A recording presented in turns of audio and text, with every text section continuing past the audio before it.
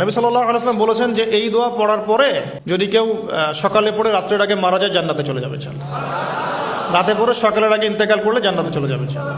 সাইয়্যিদুল ইস্তিগফার, আমার সাথে বলবেন আল্লাহুম্মা আনতা রাব্বি লা ইলাহা ইল্লা আনতা খালাকতানি আনা আবদুক ওয়া আনা আলা আহদিক ওয়া ওয়া'দিকা মাস্তাতা'ত আউযু বিকা মিন শাররি মা সানা'ত আবু'ু লাক বিনি'মাতিকা আলাই ওয়া আবু'ু বিযানবি ফাগফির লি ফাইন্নাহু লা ইয়াগফিরু যুনুবা ইল্লা আনতা।